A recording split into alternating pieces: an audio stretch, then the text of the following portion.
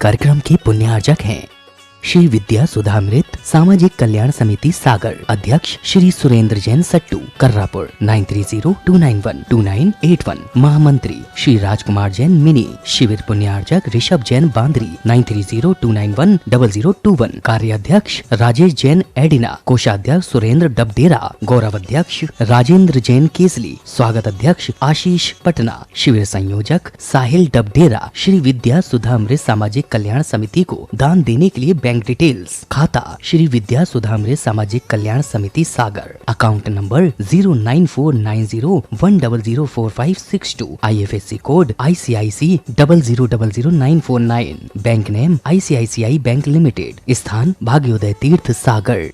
पिताजी एवं माताजी स्वर्गीय श्री प्रमोद जैन, श्रीमती सीमा जैन, पुत्र एवं पुत्रवधू श्री तुषार जैन, श्रीमती संजना जैन, पुत्री कीर्ति जैन, ईशा जैन, पल्लवी जैन एवं समस्त परम गुरु भक्त परिवार, फर्म अजमेर विद्या गुरु फार्मेसी। दादी जी एवं दादाजी स्वर्गीय श्री चंद्रमुखी जैन, धर्मपत्नी स्वर्गीय श्री किशोरी लाल जैन, निवासी शौरीपुर बटेश्वर आगरा उत्तर प्रदेश, पिताजी स्वर्गीय श्री प्रमोद कुमार जैन एवं भैया स्वर्गीय श्री राहुल जैन की पुण्य स्मृति में माताजी श्रीमती आभाजी जैन, पुत्री राखी जैन। ओम नमः सिद्धेभ्यः, जय श्री ओम नमः सिद्धेभ्यः। सर्वमंगल मांगल्यम सर्वकल्याणकारकं प्रधानं सर्वधर्माणां जैनं जयतु शासनो। पंच परमेष्टि भगवान की, आचार्य श्री गुरुवर कुंद कुंद महाराज की, आचार्य श्री गुरुवर विद्यासागर महाराज की। तीर चक्रवर्ती जगत पूज्य निर्यापक श्रमण मुनि पुंगव 108 सुधा सागर जी महामुनि राज की, पूज्य मुनि संघ की।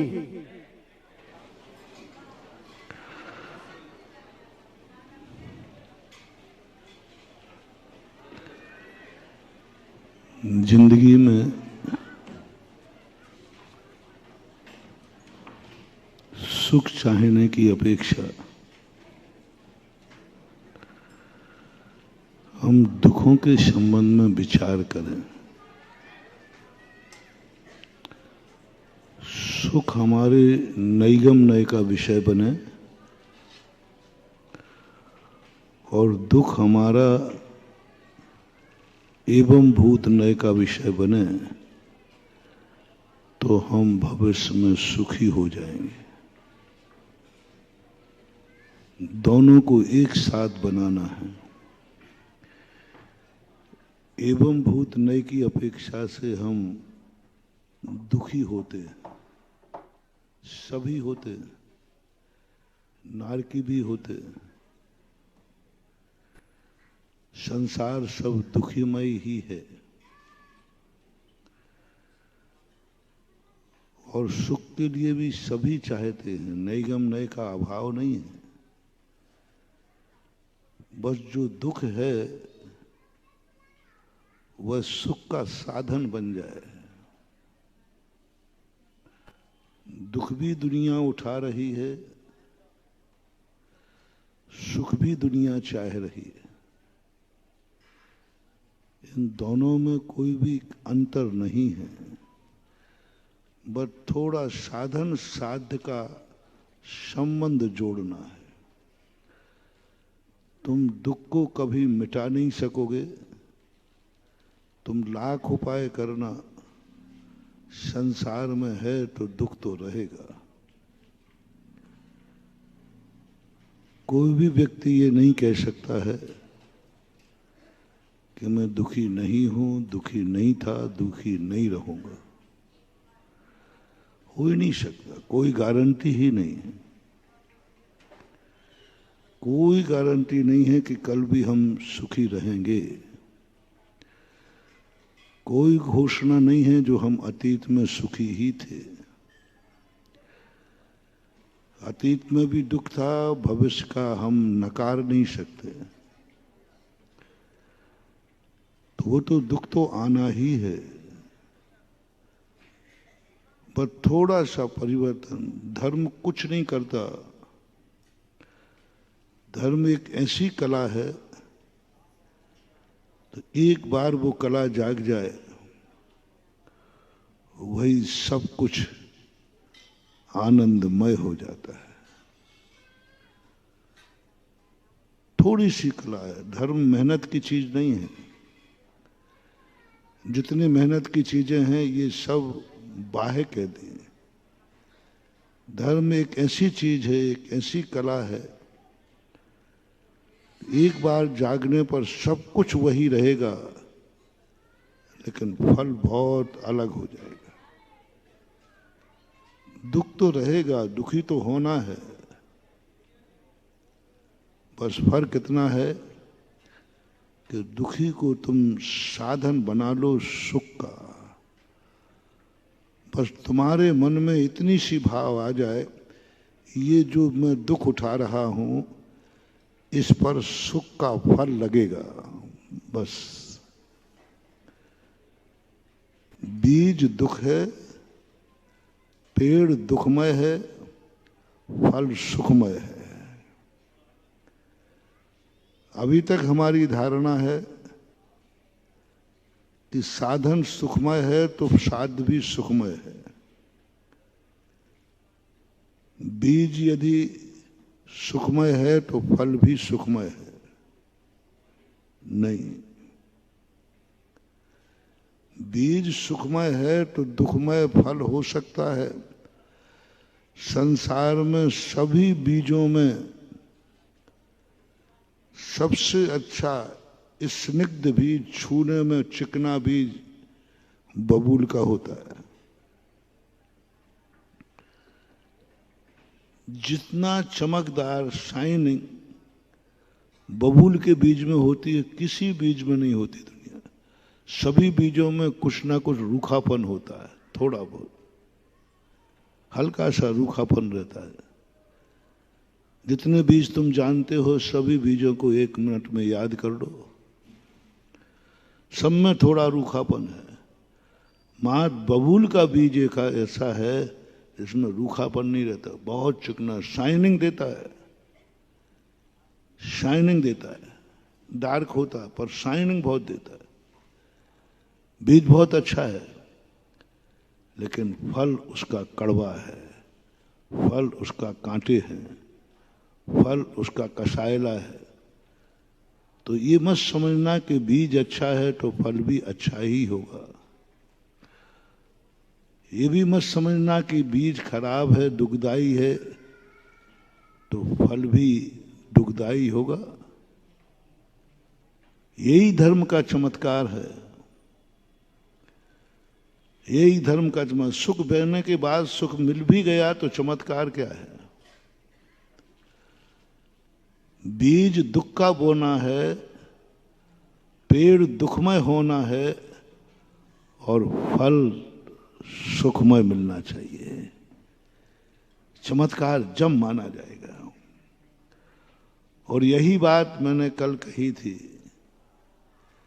कि तुम सुख पाने के लिए दुख में कूद पड़ो, तुम्हें दुख में भी आनंद आएगा। मार्ग तुम्हारा नैगम न पक्का होना चाहिए, नैगम न पक्का होना चाहिए। नैगम नय में सुख को प्राप्त करने के लिए, धर्म को प्राप्त करने के लिए, इष्ट को प्राप्त करने के लिए, और स्वीकार कर लो तुम एवं भूत नय, मैं इस दुख को स्वीकार करता हूं। जितने भी सुख हैं सब में कहीं ना कहीं दुख तो है ही। साधन में दुख तो होता ही है।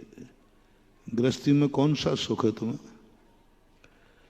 भोजन खाने का सुख, उसके पीछे भोजन बनाने का दुख, बनाने का दुख मिटाए बिना खाने का सुख आ ही नहीं सकता।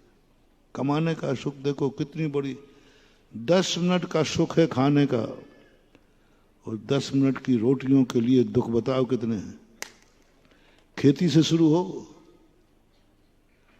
पहली बात तो खेत होवे तब ना, फिर खेत को ठीक करो, फिर वो वृक्ष कितनी है, फिर उसकी फसल आती है, फिर क्या होता है, फिर चक्की चलाओ, फिर चूल्हे पे बैठो, सिलेंडर फट जाए तो मर जाओ।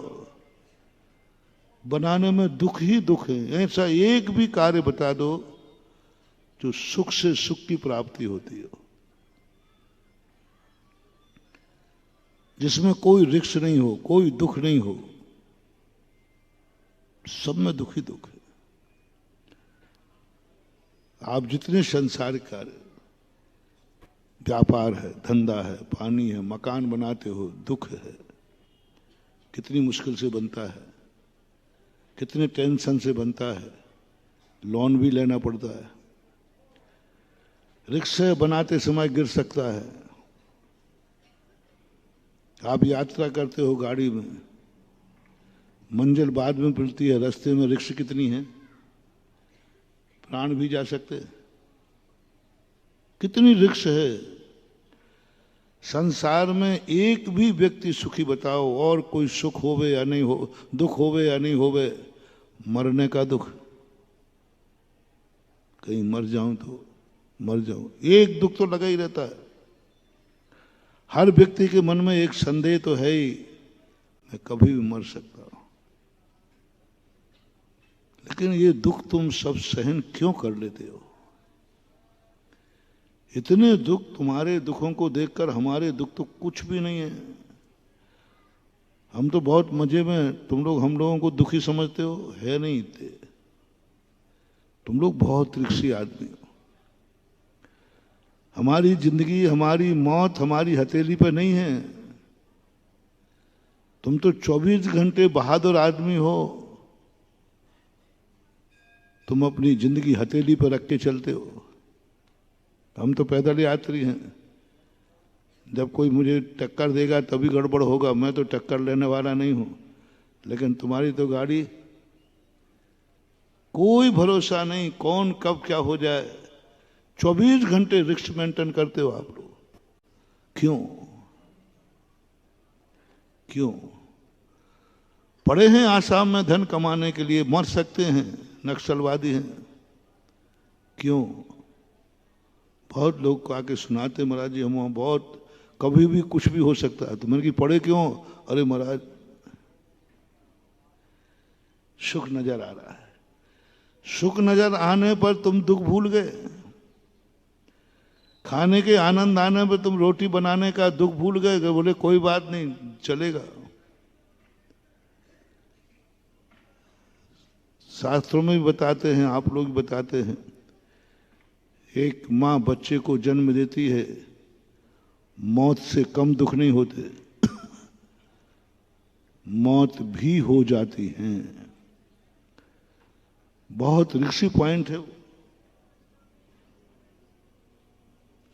मौत भी हो सकती है, और मौतें देखी गई।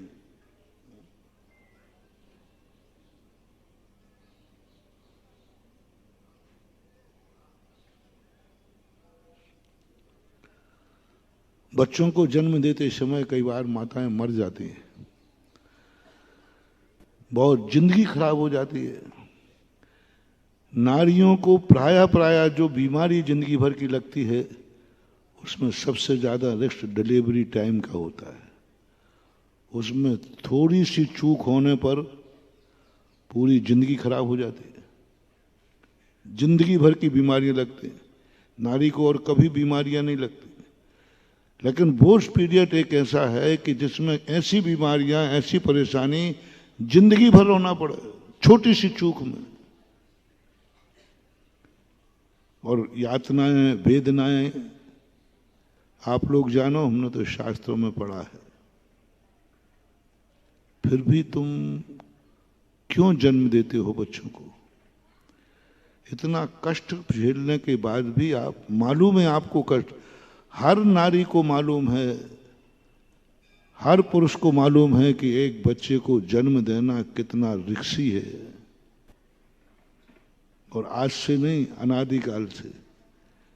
फिर भी आज तक किसी ने भाव नहीं किया कि मुझे नहीं चाहिए। बल्कि जिनके नहीं है वे रो रहे हैं, दुर्भाग्य मानते हैं। एक बार ऐसे दंपति आए, परिचित थे। महाराज जी हमें बहुत कोई संतान नहीं है, बहुत। अरे मन की अच्छे हो, बहुत रिस्क कम है, बहुत रिस्क कम है। देखो कितने कष्ट उठाना पड़ते हैं, बच्चे को जन्म देने में कितने कष्ट, फिर उसका पालन करो, उसकी गंदगी साफ करो, कितना बड़े पने को उसकी कितनी चिंताएं करना पड़ी, फिर उसको व्यापार कराओ, उसको धंधा कराओ। अरे तुम तो बड़े पुण्यात्मा जीव हो, देव पुरुष हो। जिनके संतान नहीं होती उनको हम देव पुरुष मानते हैं। देव पुरुष इसलिए है ना आगे कुछ करना है, ना अपने जियो और मर जाओ, खत्म, ना ऊधो का देना ना सीधे से लेना। कितनी रिस्क से बच गए वो। जिनके संतान नहीं है, बताओ वो कितनी बड़ी रिस्क से बचे हुए, कितने कष्टों से बड़े हुए, कितने पुण्य का उदय है, कितने पुण्य का उदय है। बच्चे के कितना पालन करना पड़ता है, उसकी गंदगी साफ करो, पाप का उदय, उसको रोटी बनाए खिलाओ, कपड़े धो, पालन करो, 24-25 साल तक उसका खर्चा उठाओ। कमाओ तुम और खर्चा वो करेगा। ये कितने बड़े पुण्य का उदय है जिसके संतान नहीं है। कोई मेरी हाँ में हाँ कोई नहीं भर रहा है।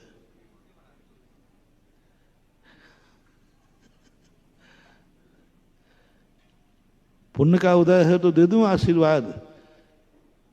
आज के बाद जाओ, तुम्हारे घर में कोई संतान नहीं होगी, क्योंकि तुम पुण्यात्मा जीव हो और खास तौर से तुम मेरे भक्त हो, इसलिए। गलत आशीर्वाद नहीं दे रहा हूं, अभी दिया नहीं, अभी तो पूछ रहा हूं।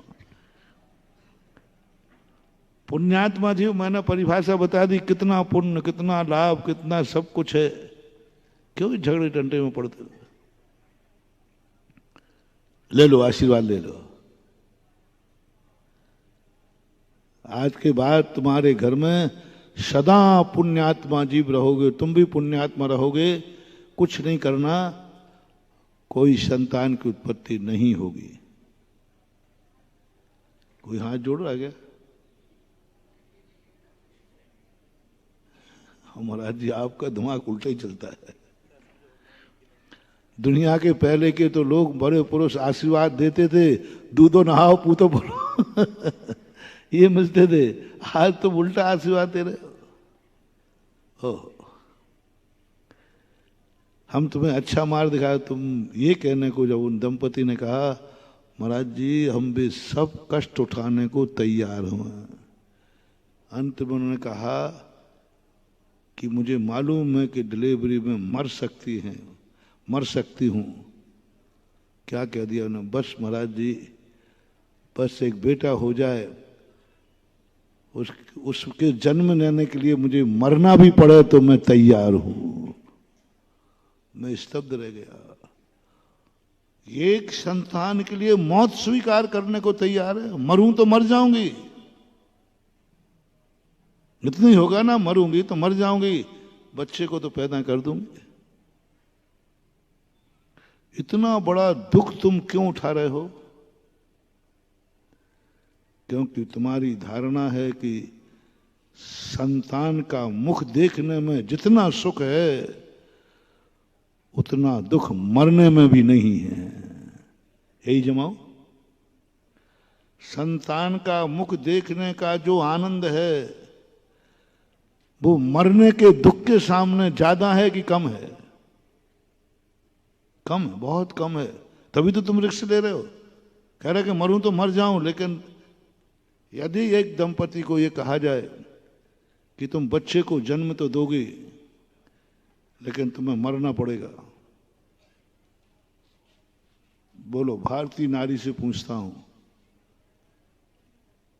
महिलाएं यदि शेयर कर सकें तो बताएं, नहीं मैं तो बता ही दूंगा। जिंदगी भर बिना संतान के रहो अथवा संतान को देखोगे तो मरना पड़ेगा। बोलो तुम क्या रिस्क ले लोगे? हैं? वो लोग थोड़ा दूर बैठे, आप लोग बता दो ना उनकी तरफ से। यदि भारतीय नारी होगी तो वो कहेगी महाराज जी मरूं तो मर जाऊंगी, लेकिन संतान को मां बन के मरूंगी बस। भारतीय नारी पत्नी बन के नहीं मरना चाहती, जैन नारी का लक्षण है। या तो कुंवारी मरे या मां बन के मरे। क्या रिपीट करो? या तो कुंवारी मर जाए और या फिर मां बन के मरे। पत्नी बन करके कोई मरना पसंद नहीं करेगा। कोई नारी नहीं चाहेगी कि मैं पत्नी पद पर ही मर जाऊं। मरना है तो मां बन के मरूं, ये भाव आएगा। आगम का प्रमाण है।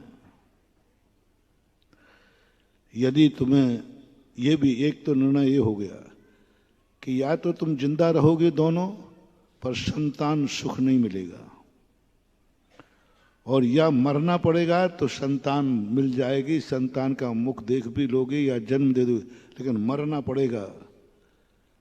तो बहुत सारी नारियां, कोई अपवाद, अब कलयुग है, 90% नारी कह देगी ठीक है मुझे मरना मंजूर है, मां बन के मरूंगी। दूसरा कारण शास्त्रों में आया कि यदि तुम्हें पति का और बेटे का दो में से एक का चयन करना पड़े, बेटा मिलेगा तो पति जाएगा, पति मिलेगा तो बेटा नहीं रहेगा।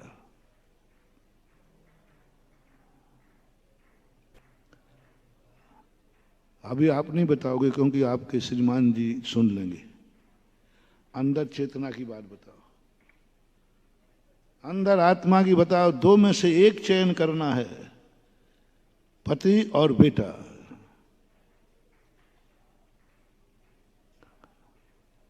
क्या चयन करेगी? बेटा चयन करेगी पक्का। अरे तुम तो मनुष्य हो, ये तो मनुष्य नहीं है। हमने तो पशुओं को देखा। प्रीत्यात्म वीर्यम अविचार्य मृगी मृगेन्द्रम ना भेति किम निज शिशु परिपालनार्थम। बेटे के लिए मरने को तैयार हो गई शेर के सामने, लो मार डालो बेटे के लिए। एक पशु, एक मृगी अपने बेटे के लिए शेर के सामने कूद जाती है। दूसरा उदाहरण शास्त्र प्रमाण में है शेर सुकौशल का। दोनों की संतान थी नहीं। महाराज के अवध ज्ञानी महाराज से पूछा तो उन्होंने कहा सुख तो मिलेगा रानी, लेकिन तुम बहुत बड़ी रिक्स है, पति को खोना पड़ेगा। बेटा तो मिल जाएगा, लेकिन जैसे ही बेटे का जन्म होगा, बेटा का मुख पति देखेगा, मुख देखते ही वह चला जाएगा। रानी ने कहा मंजूर है। बहुत बड़ी रिक्स है, पति का बलिदान हो रहा है। बेटा मिलेगा लेकिन पति जाएगा हाथ से। कैसी थी हमारी भारतीय, किस लिए करती हैं शादियां? वासना के केंद्र बनने के लिए नहीं। शादी मात्र भारतीय नारी करती है मां बनने के लिए, और कोई दूसरा कारण हो ही नहीं सकता। अपाहिज के लिए नहीं, पाप के लिए नहीं। ये तो सब पाश्चात्य सभ्यता हैं, पाश्चात्य संस्कृतियां हैं। इन्हों अनंत संसार में भटकने वाले परिणाम हैं। एक ही परिणाम रहता है, मां बनना, वैलिड अनवैलिड नहीं। और उसने चढ़ा दिया पति की बलि। बोले ठीक है मंजूर है, पति जाए तो जाए, बेटे का मुख दिखना चाहिए।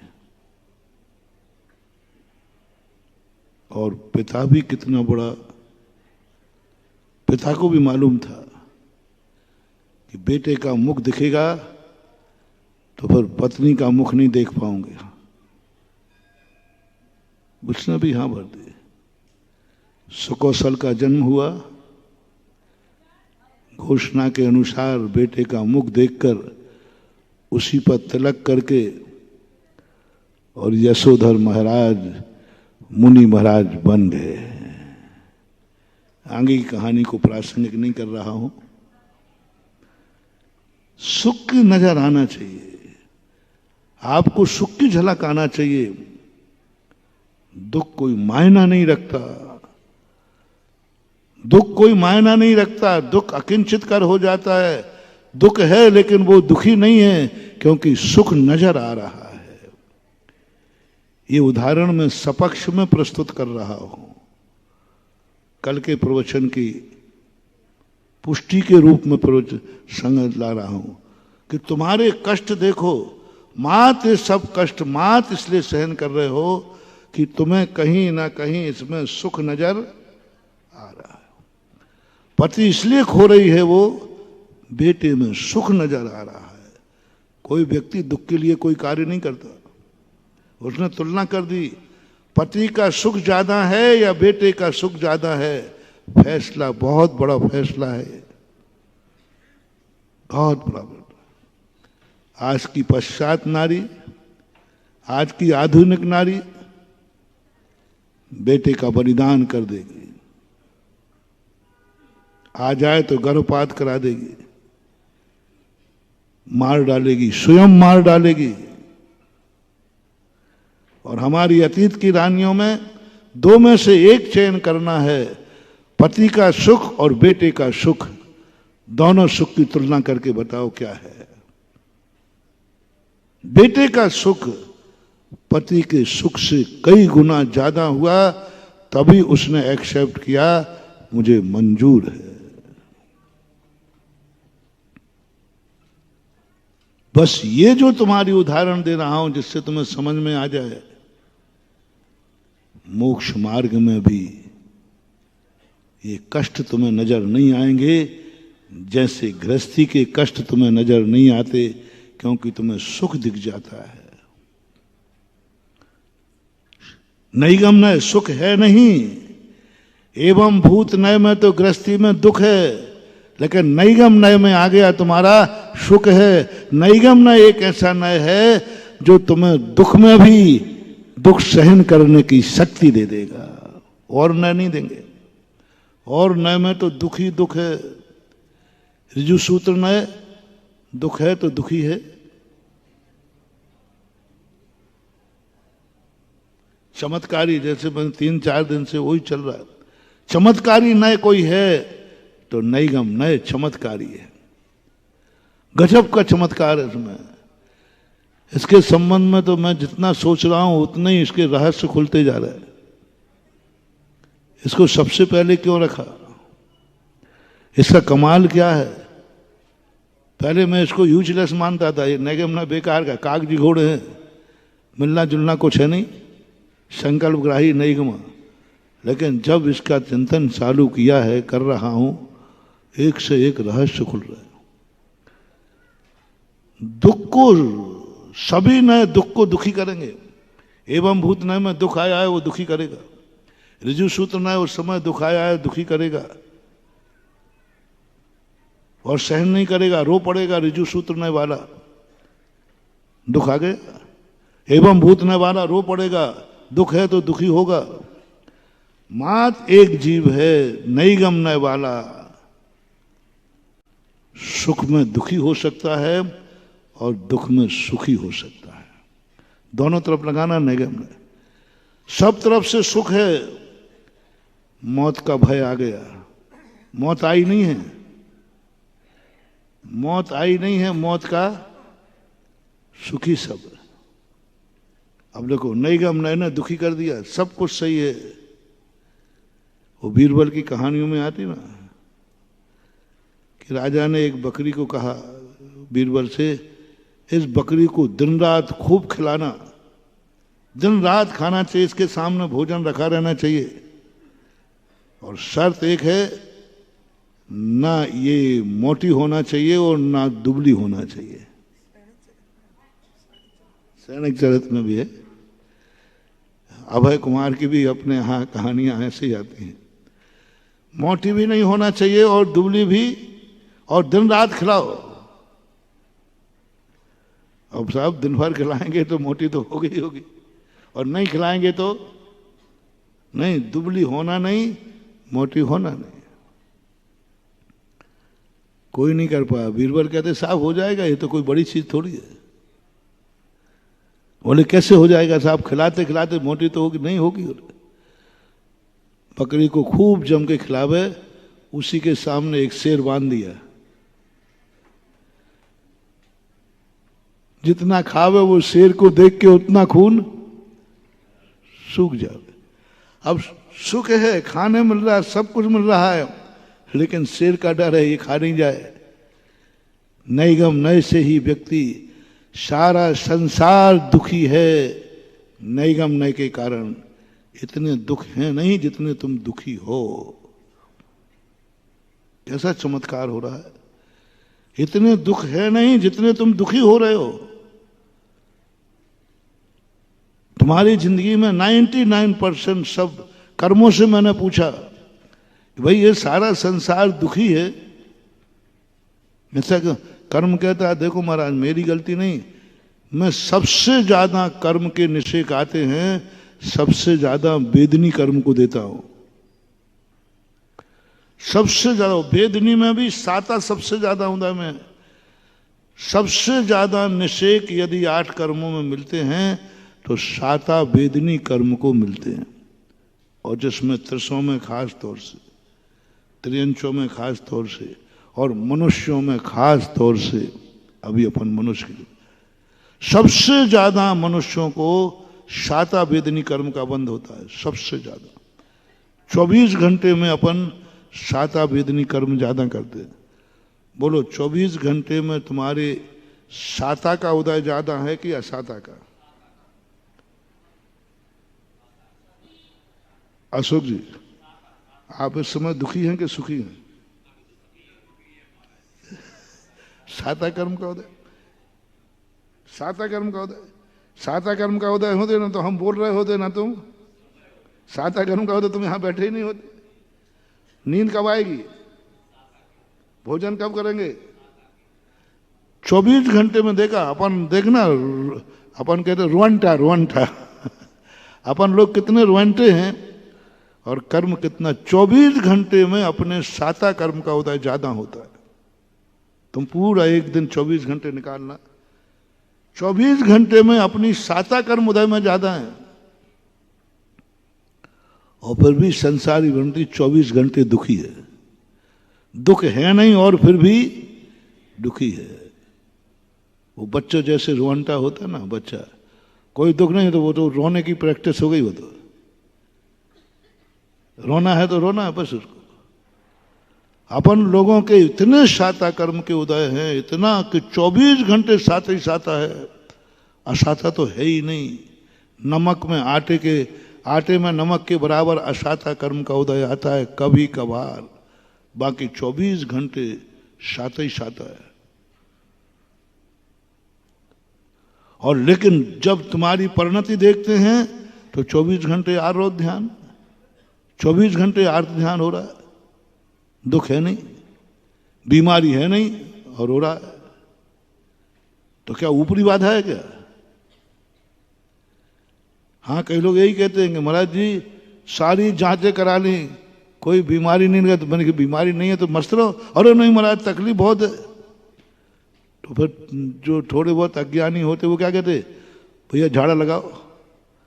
वो तो फिर कोई ऊपरी बाधा है। अरे महानुभाव ऊपरी ऊपरी कोई बाधा नहीं होती है। जो बाधा होती सब अंदर की बाधाएं हैं, ऊपर की कोई बाधा। थोवन जी के अंदर एक कैसेट चल रही थी, जीवन है वो ठाव कभी धूप कहीं, ऊपर वाला पासा फेंके नीचे चलते दांव, कभी धूप कभी छांव। तो आचार्य श्री सोच के लिए जा रहे थे, बोले इसमें थोड़ा सा सुधार कर लो। ऊपर वाला नहीं, अंदर वाला पासा फेंके बाहर चलते दांव, कभी धूप और कभी छांव। अंदर यानी आत्मा। आत्मा जैसा पासा फेंकती है वैसे बाहर का दृश्य बदल जाता है। अंदर से पुण्य का उदय आता है, बाहर पुण्यमय सृष्टि हो जाती है, और पाप का उदय आ जाता है तो सृष्टि पापमय हो जाती है। जो कुछ भी दिख रहा है पुण्य पाप के तबले पर नाचती है यह प्रकृति है। पुण्य पाप के तबले पर अपने पुण्य पाप के अनुसार प्रकृति का नर्तन होता रहता है और ये नाचती रहती है। इसलिए हमारे लिए विचार करना है कि अंदर से क्या है। दुखी नहीं है फिर भी, दुख नहीं है फिर भी दुखी है, क्यों? नैगम नय के कारण। दुख नहीं है फिर भी दुखी है, क्यों? नैगम नय के कारण। पेट भर रहा है फिर भी दुखी है, नैगम नय के कारण। अभी तो खा लिया, कल क्या होगा? कल क्या होगा? पेट भर रहा है, कल क्या होगा? दुखी आदमी। कल मर गया तो दुखी आदमी। आज धन दौलत है, 1 किलो सोने का डिब्बा लेके अटैची में जा रहा है, बोलो पुण्य का उदय कि पाप का उदय? 1 किलो सोना है जी, पुण्य का उदय कि पाप का? और सफर में है, उसकी हालत देखो, धमनी देखो धड़क रही है, दुखी है, नींद नहीं आ रही है, सोई नहीं रहा है। अटैची में पुण्य भरा है और आत्मा में दुख दुख कर रहा है, कभी भी लुट सकता हूं। देखो 1 किलो सोने का आनंद खो दिया, किस डर ने? अभी लुटा नहीं है, रखा है, लेकिन डर लग रहा है कहीं कोई अभी नैगम नय है। वर्तमान में कोई नहीं लूट रहा, तुम्हारी अटैची में रखा है, लेकिन डर, नैगम नय का डर, कहीं भी कभी भी लुट सकता हूं। नींद हराम हो रही है सुख के दिनों में, पुण्य के दिनों में। पुण्य का भंडार भरा है, अटैची में पुण्य रखा है, लेकिन फिर भी दुखी हो रहा है नैगम नय से, मौत के डर से, लुटने के डर से। आज स्वस्थ हैं, स्वस्थ का आनंद नहीं आ रहा है, एवं भूत नय की अनुभूति नहीं हो पा रही है। कल दुखी हो गया तो? जिनको कोरोना हो गया था वे इतने दुखी नहीं थे, भागते कौन फिर रहे थे? जिनको नहीं हुआ जिनको नहीं हुआ वे सबसे ज्यादा दुखी थे, कहीं हमें हो नहीं जाए। जो सुखी है अभी, तो नैगम नय एक ऐसा है जो दुख का भंडार इतना बड़ा दुख देता है कि उसी के कारण से व्यक्ति नरकों में पहुंच जाता है। दुख के कारण, महा दुख के कारण, नैगम नय कारण। अपन सुख पे लगा रहे हैं, इसी को व्यक्ति को बस नैगम नय का विषय बना दो। तुम अपने मन को, तुम अपने ज्ञान को बस सुख की झलक दिखा दो, दुख को सुख के साथ जोड़ दो। दुख को, जैसे उसने कहा, बच्चे के जन्म के दुख को उसने बच्चे के मुख देखने के सुख से जोड़ दिया। हर महिला दुख उठाने को तैयार है, मुझे तैयार है, मरूं तो मर जाऊंगी, तैयार हूं, बस एक बार बेटे का सुख देखना है। कितने दुखों का भंडार एक सुख ने मात्र रोहित कर दिया, मंजूर है। डॉक्टर इतनी बड़ी तुम्हें ऑपरेशन करता है,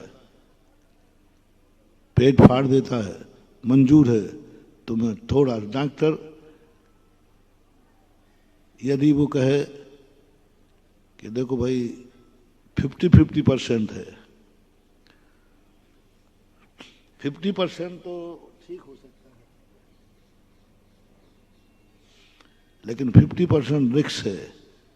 आप क्या करोगे राजकुमार? 50% का सवाल है,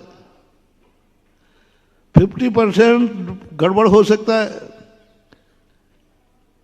50% तो क्या, तुम 25% पे भी तैयार हो जाओगे। डॉक्टर साहब आप करो, 10% संभावना है, करो।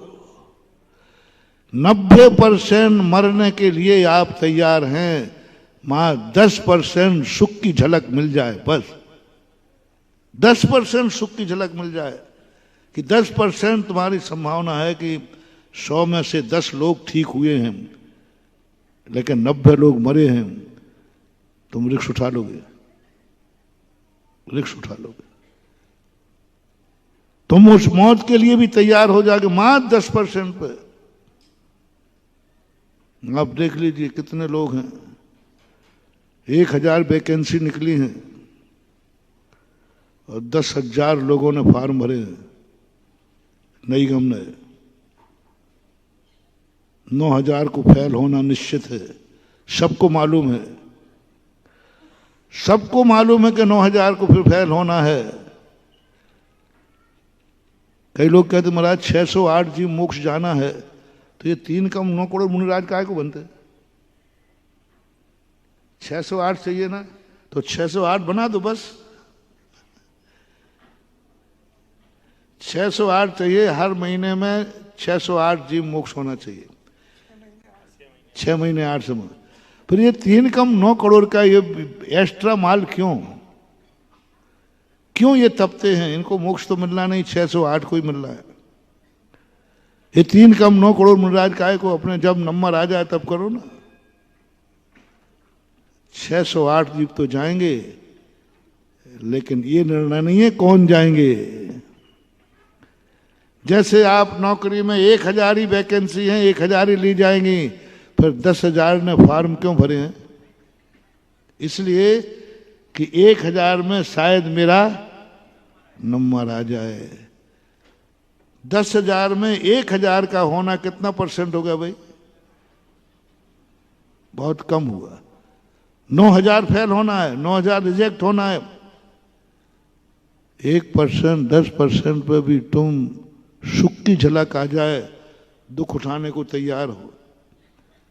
वे 9,000 दिन रात पढ़ रहे हैं, फीस दे रहे हैं, फॉर्म भर रहे हैं, खाना छोड़ दिया, पीना छोड़ दिया, घूमना छोड़ दिया, लाखों रुपया देने को तैयार हो, और तुम्हें मालूम है कि 9,000 फेल होना है, फिर भी 10,000 लोग दिन रात लगे हैं पढ़ने के लिए, दिन रात मेहनत कर रहे हैं। मात निगम ने की, शायद मेरा भी नंबर आ सकता है। ये सारे रीजन तुम्हारी जिंदगी में घटा रहा हूं। अब आ जाइए परमार्थ में। तुम परमार्थ महाराज, परमार्थ बहुत दुखदाई है, बहुत दुख है इसमें। कंगाल होना पड़ता है। श्रावक बन के धर्मात्मा बनो, सो भी आप शांति से नहीं बैठने देते। दान दो, पूजा करो। बताओ, पुराणों से रिक्स लेकर के 1-1 रुपया महाराज हम लोग कैसे कमाते हैं। आप तो बस हुआ लेक्चर झाड़ दिया, दान दो, जो दान नहीं देगा वो दुर्गति जाएगा, धमकी और देते हो, और यूं लाखों रुपया दे देते हो, यूं गिन करके दे देते हो और आप दिलवा देते हो। और कमाते समय ऐसे नहीं आए बंडल के बंडल, 1-1 रुपया कमाना पड़ता है। कितनी मेहनत होती है महाराज कमाते समय, तब कमा पाता हूं। हाँ, मैं तब कर रहा हूं दान दो। मैं तो बात एक सुख की झालर लटका देता हूं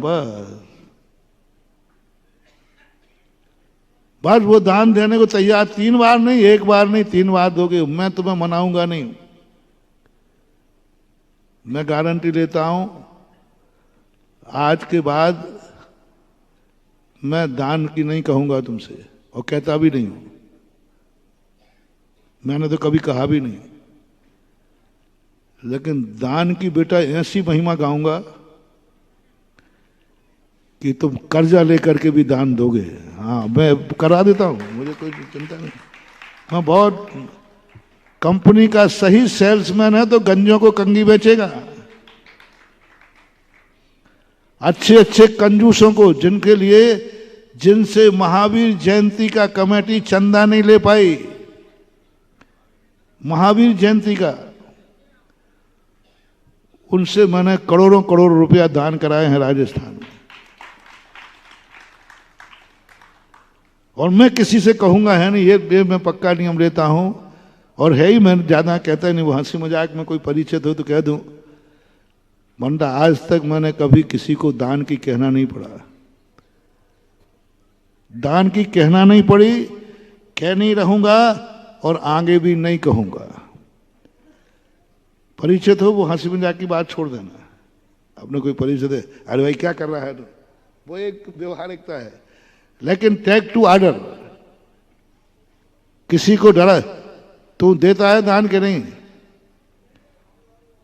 ये व्यक्ति बता दे वे कोई संसार में एक व्यक्ति जो ये कहे कि इतना दान तुम्हें देना ही है, मेरा आदेश है।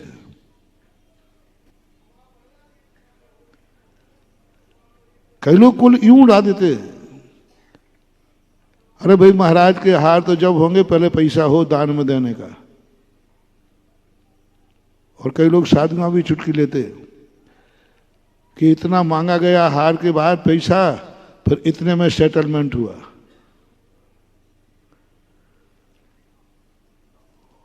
मैं उन व्यंग करने वाले साधुओं से कहता हूं, उस व्यक्ति का नाम बताओ जिसने सेटलमेंट किया है।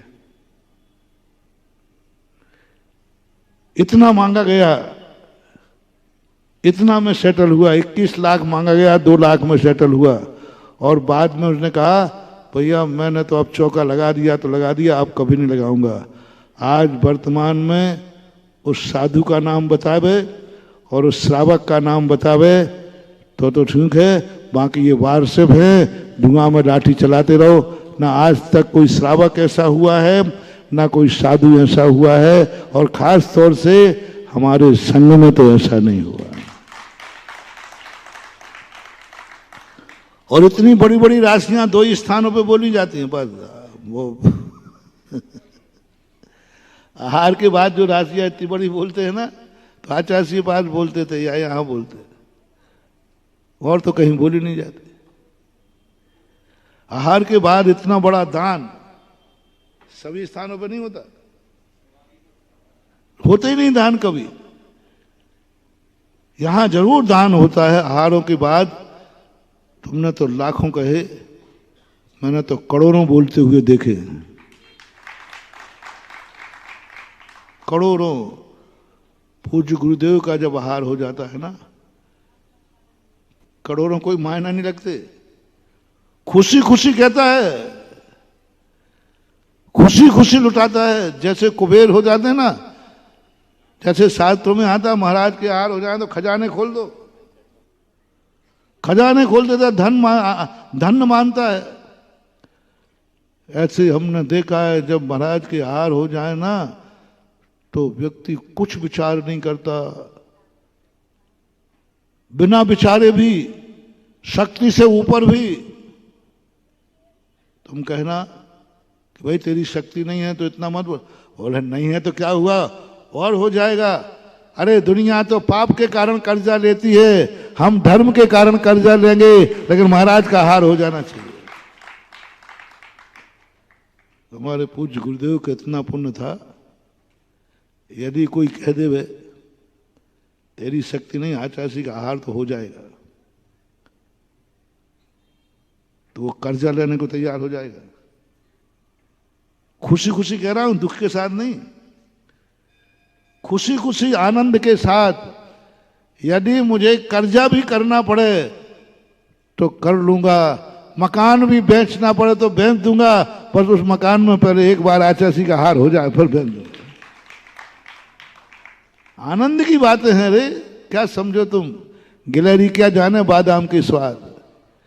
ये वो ही साधु वो चिल्लाते हैं जिन साधुओं के आहार के बाद व्यक्ति देता नहीं है आहार, उसको कराना पड़ते हैं जबरदस्ती।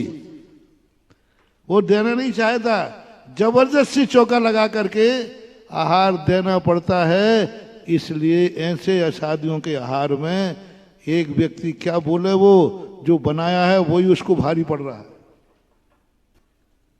हमारे यहाँ तो जिन शादियों के हार होते हैं आनंद से भर जाता है, और आज तक कोई श्रावक ऐसा हुआ नहीं, मेरी जिंदगी में तो नहीं आया कि कभी सेटलमेंट हो। तो खुद कह रहा है, खुद बोल रहा है, खुद बोल रहा है मुझे इतना देना है, क्योंकि हमारे महाराज के हार हुए हैं, खुश है, आनंदमय है। और ये तो कहानी बारसेब की है। अक्सर कर देखना, जो व्यक्ति जिस चीज की बुराई कर रहा है समझ लेना वो उसको कर नहीं पा रहा है। लोमड़ी को अंगूर नहीं मिले तो अंगूर खट्टे, उसके लिए फिर किसी प्रकार, कौन व्यक्ति है वो बताओ जिसने 21 लाख में 2 लाख में सेटल किया हो और अब जिंदगी में कभी आहार नहीं देंगे, पहले इसका नाम बताओ मुझे।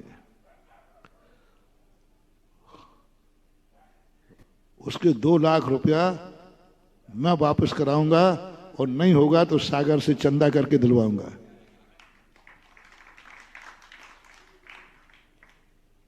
दे दोगे भैया, मंत्री दे दोगे ना? अरे अभी तो हमारे भक्त इतने हैं कि तुम नहीं दोगे तो एक ही भक्त दे देगा। महाराज बोलो तो नाम तो बताओ उसका, कहीं 2 लाख वापस कराएंगे। 2 लाख की कीमत नहीं है, उसकी जिंदगी भर का चौका बंद नहीं होने देंगे। 2 लाख क्या, 21 लाख भी देना पड़े तो मैं देने को तैयार हूं, चौका बंद नहीं करने दूंगा। चौका बंद करने का भाव आ जाए, 21 लाख का मायना क्या रखता है? कोई मायना नहीं है नहीं। समाज में अपने ही खुद अपने हाथों से दानियों की दान की मजाक उड़ा रहे हैं, हर्ष के साथ दे रहे। ध्यान रखना, इनके ऐसे दिन आएंगे एक एक कौड़ी को मोहताज हो जाएंगे, क्योंकि दान देने लायक ही नहीं रहेंगे। दान दे मन आनंद के साथ देते हैं लोग।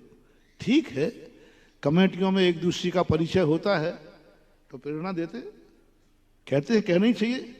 अरे जब रोटी बना के परोसते हो तो दान परो जबरदस्ती कराने में क्या बाधा हो रही है? अपने व्यक्तियों से, पराये से नहीं। आप सही बोलना, मुझे शेयर करना, मेरे साथ तो रोज को हो रहा है। कितना जबरदस्ती तुम परोसते हो, और तुम्हारे निकटवर्ती चहेते और हो तो वो मना कर रहा है तो भी जबरदस्ती देते हो। हमारी हालत तो और बेकार है। हमें मालूम है कि हमें जबरदस्ती लेना ही पड़ेगा, हम तो आधे से बंद करना शुरू करते हैं। यानी पूरा लेने के बाद फिर मैं बंद करूं तो अरे मुश्किल हो जाओ, नहीं वो 1 ग्रास तो लेना ही पड़ेगा। एक आपको जबरदस्ती किए बिना पूरे भोजन में आपको आनंद नहीं आता, मैंने देख लिया। पूरे भोजन में आपको बिल्कुल आनंद नहीं आएगा। जब पूरा हो गया, वो 1 ग्रास जो लिखा रहा है वही तो मनोहार है महाराज, वही तो आनंद है। पूरा भोजन किया वो तो तुम्हारे पेट की मांग थी, अब उसके बाद जो मेरे से किया वही मेरा मनोहार कहलाती है। उसमें उसका आनंद अलग है, पूरा भोजन कराने का आनंद नहीं है। जो पेट भरने के बाद जो तुम्हारी इतना सा भी ले लिया तो इतना खुश होता है पट्टा, अरे पूरा भोजन भी लिया उस पर खुश हो रहे, नहीं वो तो तुम्हारी मांग थी, ये तो मेरी मांग है। मनोहार करके तुम जबरदस्ती परोसते हो, जबरदस्ती खिलाते हो, सबको नहीं, जिनको चाहते हो, जिनके प्रति तुम्हारा विशेष अनुराग है, उनके लिए आप ऐसा करते हो। इसी प्रकार यदि तुम चहेतों में एक दूसरे को चाहते हो और कभी धर्म कार्य के लिए भी जोर जबरदस्ती करते हो, तो ये जोर जबरदस्ती में नहीं आएगा, ये मनोहार में आएगा। मनोहार कहलाती है कि उसको जबरदस्ती लाके, अरे धर्म चाहे खुशी कराओ चाहे जबरदस्ती कराओ, धर्म से नुकसान होने वाला नहीं है। अधर्म चाहे खुशी खुशी करो चाहे जबरदस्ती करो, उससे तो नुकसान ही है। किसी का पकड़ करके जबरदस्ती गुटखा छुड़ा दिया तो कितना पाप लगेगा बताओ भाई, कितना पाप। नहीं जबरदस्ती छुड़ाया, वो छोड़ नहीं रहा था, पकड़ के छुड़ाया, फंसा के छुड़ाया, वो अंदर आ ही नहीं रहा था, और उसको जैसे तैसे फंसा करके महाराज के सामने खड़े गुटखा छुड़ा दिया। बोलो वो उसका दुश्मन है कि चहेता है? बहुत चहेता है। धर्म कार्य कैसा भी कराया जाए निंदा की कोटि में नहीं आता। ठीक है, स्वेच्छा से होता है तो श्रेष्ठतम श्रेष्ठ है, बहुत अच्छा है, लेकिन फिर भी ऐसी थी, चलो इस प्रसंग को छोड़ो, अपना मूल प्रसंग छूट जाएगा। सुख की लहर, कुछ नहीं करना। हमारे जैनाचार्यों ने, महावीर चाहे थे तो पूरे जगत को अपना भक्त बना लेते, इतनी ताकत थी, इतनी ताकत थी उनमें। स्वधर्म था, एक आदेश देते, ऐसा कुछ करो कि सभी लोग मेरे समूषण में आ जाएं, सभी लोग मेरी जयकार बोले। हाँ, जयकार बुलवा सकते थे, इतनी ताकत थी महावीर स्वामी का। देवता थे, देवताओं को छोड़ देता, जो जय नहीं बोले उसको गूंगा कर दो, एक धमकी देना थी। और बताओ वो स्वधर्म सबको गूंगा कर सकता था कि नहीं? जो जय नहीं बोले उसका मकान उजाड़ दो, धन लूट लो, महावीर की जय बोलो नहीं तो मरो। और स्वधर्म में ताकत थी, एक मिनट में सबको बेहोश कर देता और कहता जो जय बोलेगा उसी को होश में होगा। कुछ भी कर सकता था, वह महावीर करा दे तो करा दे, मेरी जय बोलो। महावीर चाहते तो जबरदस्ती बुलवा लेते थे, और मुझे नहीं लगता कि संसार में कोई व्यक्ति होगा जो नहीं बोलता। स्वधर्मेंद्र को सब आता है कराना, और कोई पाप नहीं करा रहे थे, जय बुलवा रहे थे। नहीं, महावीर ने कहा नहीं,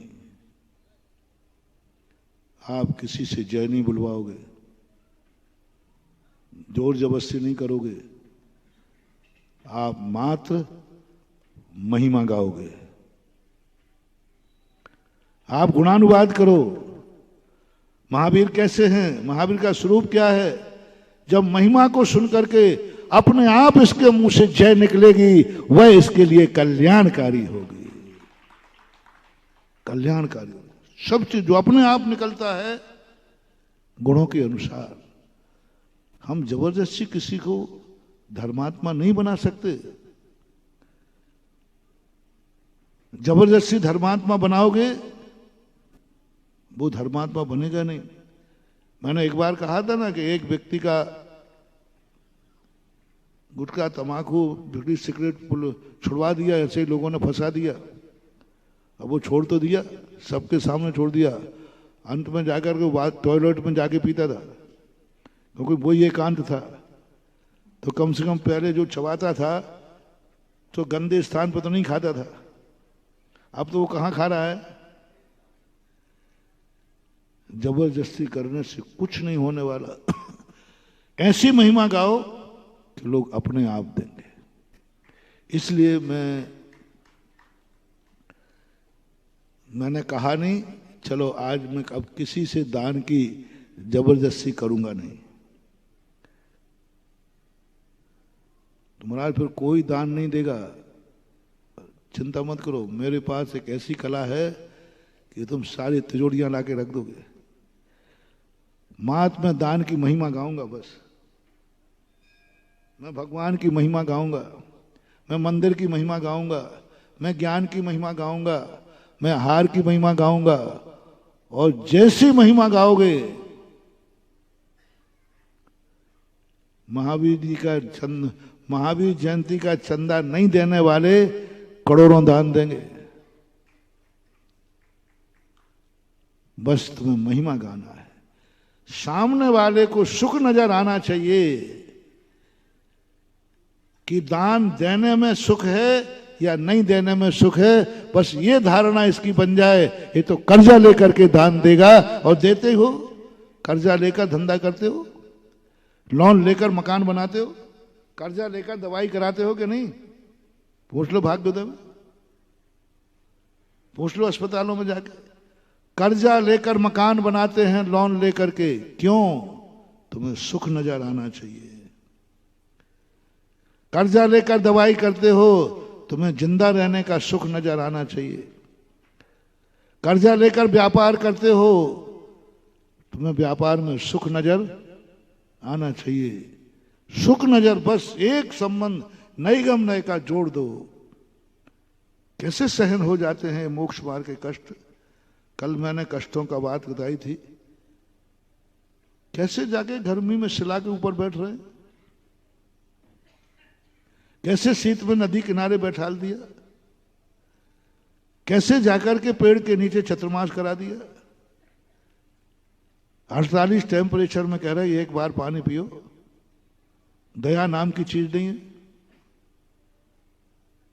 दया नाम की चीज नहीं है। सबसे ज्यादा यदि निर्दयी कोई है तो जैन दर्शन बहुत निर्दयी है, बहुत निर्दयी। दया नाम की चीज ही नहीं है इसमें, स्वयं के प्रति और दूसरों के प्रति भी। कोई मुनिराज कहे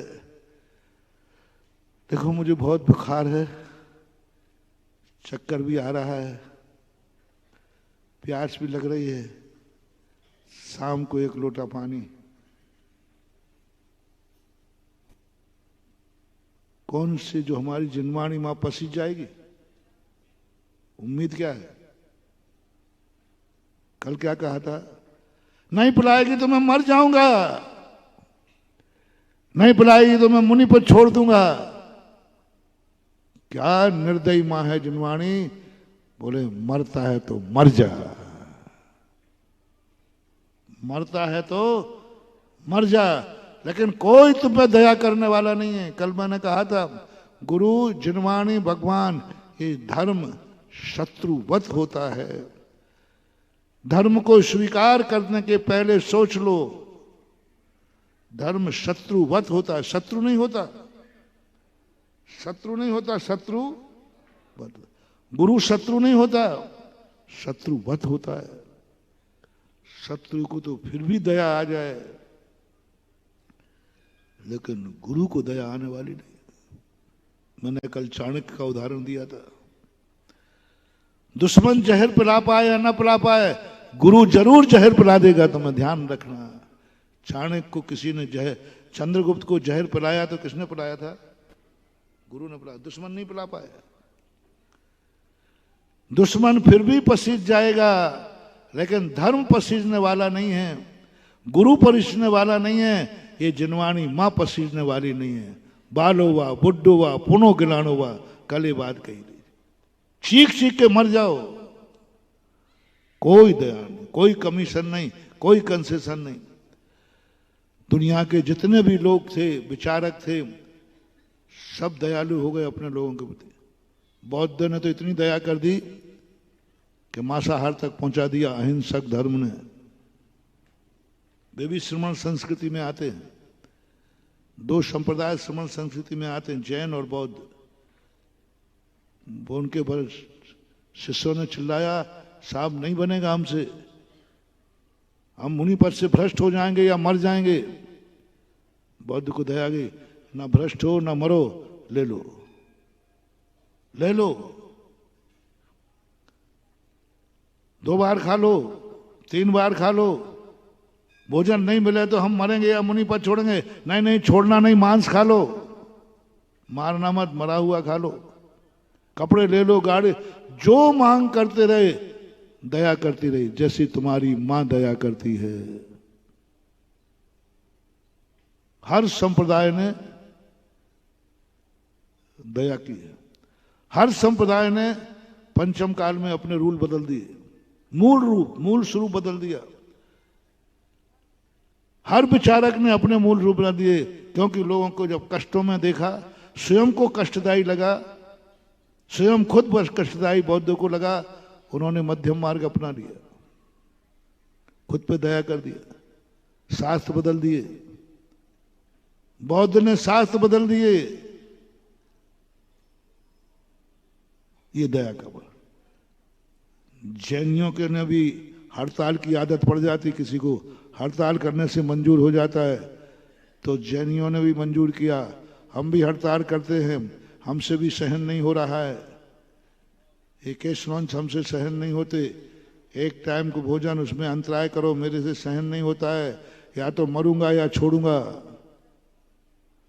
बोलो महावीर का जवाब क्या था? मरेंगे या छोड़ेंगे? धमकी है सीधी। बौद्ध के शिष्यों ने धमकी दी, मरेंगे या छोड़ेंगे? बौद्ध ने कहा ना मरो ना छोड़ो, छूट देता हूं। और महावीर स्वामी ने कहा कि यही कहा, भगवान यदि छूट नहीं दी तो मरेंगे या हम भ्रष्ट होंगे, मरेंगे या भ्रष्ट होंगे। महावीर कहते हैं तुम्हें जो होना है सो हो जाए, मरो तो मर जाओ, छोड़ो तो छोड़ दो, लेकिन इस पद पर रह करके कानूनन छूट नहीं दी जाएगी। क्या गजब का! कुंदकुंद स्वामी की बात पर रह करके ऐसा शरीर बहुत आनंद आता है। ये गाथा जब मैंने पढ़ी, मैंने कहा वाह, ये है सत्य। उनको ये डर नहीं है कि हमारे फॉलोवर कम हो जाएंगे। बालो वा बुड्ढो वा पुनः गिलाड़ो वा, बालक हो, वृद्ध हो, बीमार हो, कुछ भी हो, मूल छेदो ना अवधि। मूल में संशोधन नहीं किया जा सकता। मूल वही है जो चौथे काल में था, पंचम काल में। मूल वही है जो तीर्थंकर में था, वही आज मुनि धर्म में है। मूल अब कोई शुक्लाचार्य हो जाए उसकी नहीं, मूल में संशोधन जिनवानी ने नहीं किया। और तुम कहते हो ये दयालु है, तुम कहते हो जिनवानी अहिंसक है। हाँ है, लेकिन विनाश करने के लिए नहीं। कैसी भी दशा में तुम पहुंचो, दया नहीं, शत्रुवत व्यवहार। जैसे शत्रु तुम्हारा अपहरण कर ले, उसको दया नहीं आती, चिल्लाते रहो, तकलीफ में बने रहो, कुछ भी करते रहो, कुछ भी नहीं। ऐसा ही जैन दर्शन है, किंचित मात्र भी दया करने वाला नहीं, मरो तो मर जाओ। मेरे संकलेश हो जाएं, मैं मुनि पद छोड़ दूंगा, छोड़ दो। धमकी किसको दे रहे हो? धमकी किसको दे रहे हो? आपके फॉलोवर कम हो जाएंगे, बोले कोई फर्क नहीं पड़ता। 100 भ्रष्ट लोगों की अपेक्षा एक चंद्रमा अच्छा है। एकाश चंद्रा तमोहंती। हजारों तारागणों की अपेक्षा एक चंद्रमा काफी है। छोड़ दो। छोड़ने की छूट दे दी, गजब की। कुंदकुंद स्वामी ने कहा छोड़ दो मुनिपद। छोड़ने में इतना बड़ा पाप नहीं है जितना मुनिपद में दोष लगाना महान पाप है। फैसला करो। एक और मुनि पद पर रह करके त्यागी वृत्ति बन करके दोष लगा रहा है, मन को बिगाड़ रहा है, भ्रष्ट हो रहा है मुनि पद पर। और एक ने मुनि पद छोड़ दिया। विद्युत परिषद के अध्यक्ष महोदय बताओ, पापी कौन है? एक ने कहा मैं मुनि पद छोड़ दूंगा, मेरे से नहीं बनता केस लॉन्च करना, मेरे से नहीं बनता आहार अंतराय पालन करना। और एक व्यक्ति मुनि पद लेकर के ही दोष लगा रहा है। दुर्गति किसकी होगी? दोष लगाने वाले की, छोड़ने वाले की नहीं। मूल बदल दिया, मूल का अनमूल कर दिया। अनमोल चीज को उसने क्या कर दिया? छोड़ दो, जाओ। एक कम हो जाए तो नहीं। मूलच्छेदो न भवति। धर्म करते समय फूलों का रास्ता मत चुनना, यहाँ कोई सुख की खबर मत लेना। इसलिए मैं सदा कहता हूं, जब भी मेरे पास कोई मुमुक्षु आता है कल्याण करने के लिए, तो मैंने कि क्यों आ रहे हो? कोई यहां सुख मिल जाएगा उम्मीद मत करना, ये आग का दरिया है। कोई तुम्हें दया कर देगा मत करना, मत सोचना। इस संसार में दया नाम की चीज नहीं है। जिसके पास दया है वो गुरु नहीं है, जिसके पास दया है वो आगम नहीं है, जिसके पास दया है वो भगवान नहीं है। दया की परिभाषा यह नहीं है कि तुम्हें भ्रष्ट कर दें, दया की परिभाषा यह नहीं है कि उस मार्ग को दूषित कर दें, दया का अर्थ यह नहीं है कि सिद्धांत बदल दें। ये दया नहीं कहलाती, ये भ्रष्टपना कहलाता है। छूट देना पद पर ये दया है कि भ्रष्टपना है? मूल में छूट देना ये दया नहीं है, ये क्या है? भ्रष्टपना है। इसलिए जब भी मोक्ष मार्ग पर बढ़ो, जब भी धर्म के मार्ग पर बढ़ो, ये मान के चलना मुझ पर कष्टों का पहाड़ टूटेगा। मैंने कल भी कह दिया था, मैं तुम्हें सोने के मॉडल का लोभ दे करके कल के दिन तुम्हें लोहे का तसला मिला तो उस समय की बद्दुआ की अपेक्षा वो खतरनाक बद्दुआ होगी। अभी स्पष्ट कहता हूं, धर्मात्मा बनना हो, आज तक कोई भी धर्मात्मा सुखपूर्वक महाधर्मात्मा नहीं बन पाया। कष्टों का पहाड़ टूटेगा धर्मात्मा बनते ही। क्यों राजकुमार, तुम्हें आहार करते समय कितने बार अंतराय आया? जिंदगी में एक आध बार आया अंतराय? अंतराय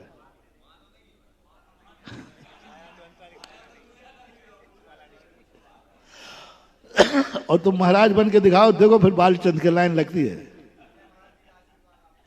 हम लोग सब वही बैठे, जिंदगी में कभी बालचंद नहीं आया और दीक्षा लेते दूसरे समय इतना लंबा। क्या ये सारे बाल बैठे रहते? तुम बाबा जी बनो, फिर मैं दिखाता हूं।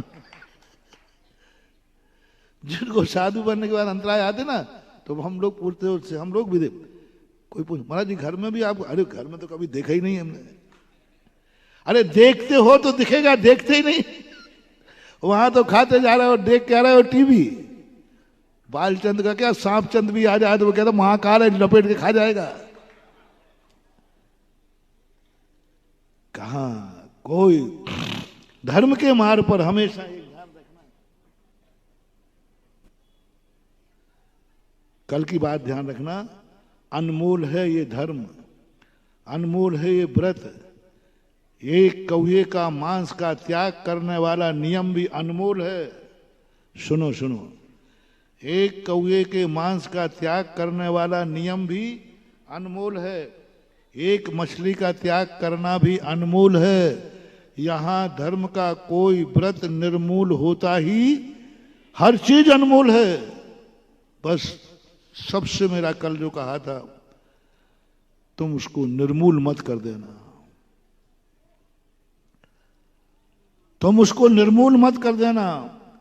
तुम धर्म में मत पढ़ो, तुम नियम मत लो, लेकिन लेने के बाद ये मत कहना कुछ नहीं है, सब बेकार है।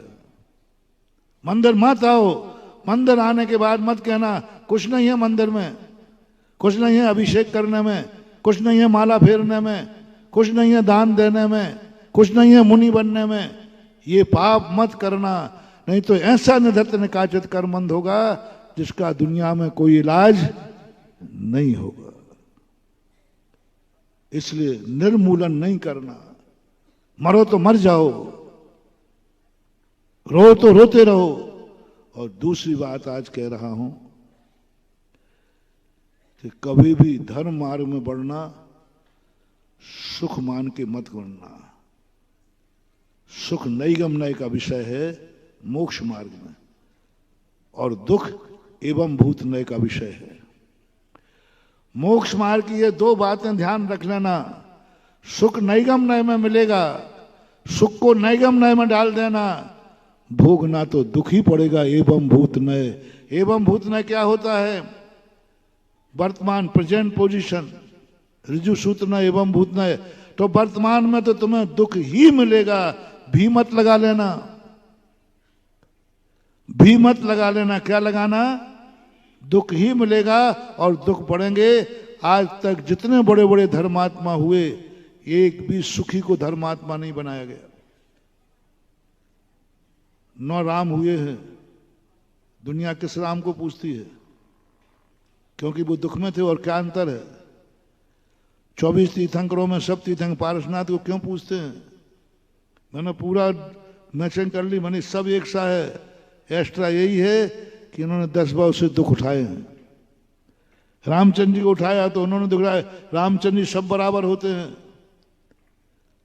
लेकिन मात्र इनने कष्ट उठाए हैं क्योंकि धर्मात्मा थे। तो जिनको धर्मात्मा बनना हो वो ये मान के चलें कि धर्मात्मा बनते ही कष्टों का पहाड़ आएगा। उपवास करने के पहले सोच लो गला सूखेगा, पेट में आग लगेगी, रात में नींद नहीं आएगी। नहीं, मैं ये नहीं कहूंगा उपवास करो, अंदर से अमृत का झरना झरता है, आनंद उछलता है। ये सब बातें बेफालतू बातें हैं। नहीं तो तप ही नहीं है, तप से ही तपन से बना है। आग लगेगी पेट में, दिन में तारे घूमेंगे, गला सूखेगा। अब करना हो तो उपवास ले लो। हाँ महाराज, मैं लेता हूं, मैं भूख सहन करूंगा, मैं प्यास सहन करूंगा, आग लगेगी मैं जल जाऊंगा, लेकिन मैं उपवास करके रहूंगा। बस अब उसको कभी दुख नहीं हो सकता, क्योंकि क्या मान के उपवास किया है? दुख को स्वीकार करो। मां तुम्हारे लिए एक नजर आ जाना चाहिए, सुख की झलक आ गई। नैगम नय से हमें कष्टों को सहन करने की शक्ति आती है। इस कार्यक्रम के पुण्यार्जक थे श्री विद्या सुधामृत सामाजिक कल्याण समिति सागर, अध्यक्ष श्री सुरेंद्र जैन सट्टू, कर्रापुर 9302912981। महामंत्री श्री राजकुमार जैन मिनी। शिविर पुण्यार्जक ऋषभ जैन बांद्री 9302910021। कार्याध्यक्ष राजेश जैन एडिना। कोषाध्यक्ष सुरेंद्र डबडेरा। गौरवाध्यक्ष राजेंद्र जैन केसली। स्वागत अध्यक्ष आशीष पटना। शिविर संयोजक साहिल डबडेरा। श्री विद्या सुधामृत सामाजिक कल्याण समिति को दान देने के लिए बैंक डिटेल्स: खाता श्री विद्या सुधामृत Samajik Kalyan Samiti Sagar, account number 09490100456 IFSC code ICIC 0000949, bank name ICICI bank limited, स्थान भाग्योदय तीर्थ सागर। पिताजी एवं माताजी स्वर्गीय श्री प्रमोद जैन, श्रीमती सीमा जैन, पुत्र एवं पुत्रवधू श्री तुषार जैन, श्रीमती संजना जैन, पुत्री कीर्ति जैन, ईशा जैन, पल्लवी जैन एवं समस्त परम गुरु भक्त परिवार, फर्म अजमेर विद्या गुरु फार्मेसी। दादी जी एवं दादाजी स्वर्गीय श्री चंद्रमुखी जैन, धर्मपत्नी स्वर्गीय श्री किशोरी लाल जैन, निवासी शौरीपुर बटेश्वर आगरा उत्तर प्रदेश। पिताजी स्वर्गीय श्री प्रमोद कुमार जैन एवं भैया स्वर्गीय श्री राहुल जैन की पुण्य स्मृति में माताजी श्रीमती आभाजी जैन, पुत्री राखी जैन।